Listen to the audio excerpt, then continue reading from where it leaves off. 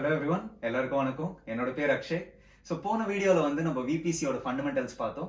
இந்த வீடியோவில் நம்ம என்ன பார்க்க போறோம் அப்படின்னா, நம்ம ஒரு சில லிமிட்ஸ் பார்த்துட்டு அதுக்கப்புறம் டிஃபால்ட் விபிசியை பற்றி பார்த்துட்டு அதுக்கப்புறம் நம்ம வந்து விபிசி விசார்ட் அப்படின்னா என்னன்றதை பார்த்துட்டு நம்ம இந்த வீடியோ க்ளோஸ் பண்ணிக்கலாம். ஓகேங்களா? So first default limits. இப்போ நீங்க வந்து ஒரு புது ஃப்ரீ டயர் அக்கௌண்ட் கிரியேட் பண்றீங்க அப்படின்னா ஒரு ரீஜியன்ல உங்களால 5 விபிசி தாங்க வச்சுக்க முடியும். அதுக்கும் மேல நீங்க வச்சுக்கணும் அப்படின்னு ஆசைப்பட்டீங்கன்னா நீங்க AWS சப்போர்ட்டுக்கு வந்து நீங்க பேசி you have to increase the limit. ஓகேங்களா? நெக்ஸ்ட் நீங்க பாத்தீங்கன்னா ஒரு விபிசிக்குள்ள சப்நெட்ஸ் எல்லாம் கிரியேட் பண்றீங்கல்ல, அந்த சப்நெட் நீங்க பாத்தீங்கன்னா you can map that subnet to an availability zone. என்னால மல்டிபிள் சப்நெட்ஸ் கூட ஒரு சிங்கிள் அவைலபிலிட்டி ஜோன் மேப் பண்ண முடியும்.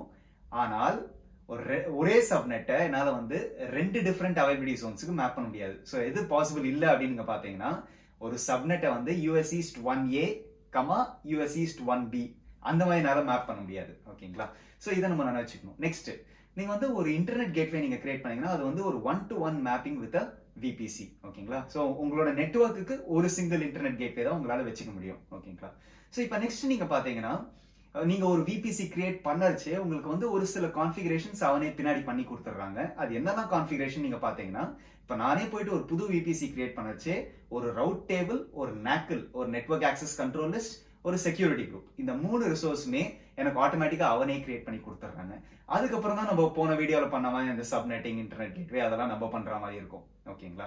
ஸோ இதுக்கு நெக்ஸ்ட் லெவல் கான்செப்ட் நீங்க பாத்தீங்கன்னா உங்களுக்கு வந்து எல்லா ரீஜியன்லயுமே ஓகே ஒரு புது அக்கௌண்ட்ல உங்களுக்கு எல்லா ரீஜியன்லயுமே ஒரு சிங்கிள் VPC ஆல்ரெடி கிரியேட் ஆயிருக்கும். அது பேர் தாங்க டிஃபால்ட் VPC. அது எதுக்காக எடுத்துட்டு வந்தாங்க அப்படின்னா நிறைய டெவலப்பர்ஸ், நிறைய டிஃபரெண்ட் டேட்டா இன்ஜினியர்ஸ், நிறைய பேர் வந்து வர்ச்சுவல் மெஷின்ஸ்லாம் லான்ச் பண்றாங்க. அவங்களுக்கு VPC ரிலேட்டட் கான்ஃபிகரேஷன்ஸ் தெரியும்னு அவசியம் இல்லைல்ல.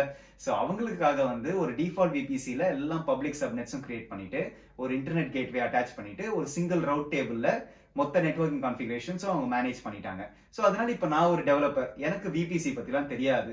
நான் போயிட்டு நான் ஒரு வர்ச்சுவல் மெஷின் கிரியேட் பண்ணேன் அப்படின்னா அது ஆட்டோமேட்டிக்கா டிஃபால்ட் VPCல நான் பிளேஸ் பண்ணிட்டேன்னா எனக்கு ஆட்டோமேட்டிக்கா அதுக்கு இன்டர்நெட் ஆக்சஸ் கிடைச்சிரும். ஓகேங்களா? ஸோ அதுக்காக தான் எல்லா ரீஜியன்லயுமே ஒரு டிஃபால்ட் VPC கிரியேட் பண்ணி கொடுத்துட்டாங்க. ஸோ இதுல நெக்ஸ்ட் லெவல் கான்செப்ட் நீங்க பாத்தீங்க அப்படின்னா AWS பொறுத்த வரைக்கும் VPCs ஆர் நெட்வொர்க்ஸ் எல்லாமே ரீஜனல் கான்ஸ்ட்ரக்ட். இதே நீங்க கூகுள் கிளவுட் பிளாட்ஃபார்ம்ல நீங்க போனீங்கன்னா நெட்வொர்க்கிங்கே ஒரு குளோபல் கான்செப்ட். ஓகேங்களா? ஸோ இதுக்கு நெக்ஸ்ட் நீங்க பாத்தீங்கன்னா VPC விசார்ட்னு ஒன்று இருக்குங்க. That is the easiest way for you to create a VPC. ஓகேங்களா? இது தவிர்த்து நிறைய வழிகள் இருக்கு. நானே போயிட்டு ஒரு பட்டனையும் தட்டி VPC கிரியேட் பண்ணலாம்.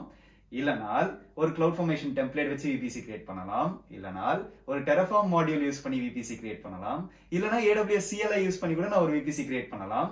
இல்லனா ஜாவா ப்ரோக்ராமிங் யூஸ் பண்ணி கூட பண்ணலாம். ஓகேங்களா? இத்தனை வழிகள் இருக்கு. பட் VPC விசார்ட் தாங்க ஈஸியான வழி. I would highly ask you to check it out. ஓகேங்களா? அதுல ஒரு சில ப்ரீடிஃபைன் டெம்ப்ளேட்ஸ் இருக்குங்க. வெறும் பப்ளிக் சப்நெட்டுக்கும் வெறும் பப்ளிக் அண்ட் பிரைவேட் சப்நெட்டுக்கும் அதுக்கப்புறம் VPN ரிலேட்டட் கான்ஃபிகரேஷன்ஸ்க்கு ஒரு 2 டெம்ப்ளேட். ஸோ இந்த மாதிரி டெம்ப்ளேட்ஸ்ல வந்து நீங்க ரொம்ப ஈஸியா கிரியேட் பண்ணிடலாம் VPCயை.